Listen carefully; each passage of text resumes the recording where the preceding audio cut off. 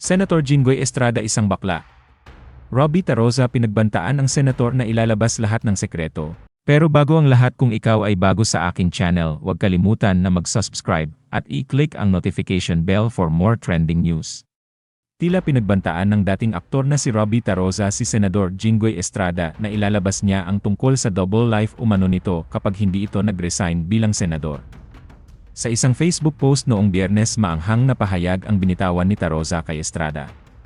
Sa kanyang post, sinabi ni Taroza na si Estrada ang may kasalanan sa pagkasira ng matagal na nilang relasyon sa negosyante at dating That's Entertainment talent na si Jode Serrano.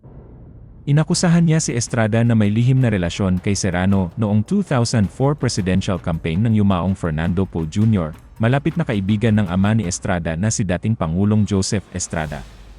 Sinabi ni Taroza na mayroon siyang patunay sa mga paratang na ito, at ipinahiwatig na si Serrano mismo ay maaaring tumestigo upang kumpirmahin ang mga ito kung kinakailangan.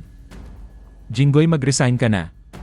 Kundi will be forced to tell the country about your double life. You are one of the reasons ba't kami naghiwalay. I have all the receipts, dear. Try me. Pareho lang kayo ng ex ko, baboy. Patutsada ni Taroza kay Estrada. Mabilis na naging viral ang post ni Taroza na nagdulot ng matinding talakayan online.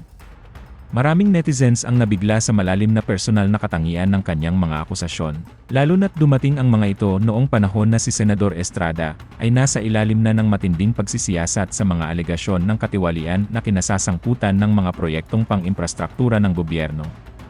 Samantala, sa panibagong Facebook post nitong Sabado, sinabi ni Taroza na kahit nakatanggap na raw siya ng death threats, ay patuloy pa rin daw niyang isisiwalat ang ikatotohanan. Ito na po mga death threats na.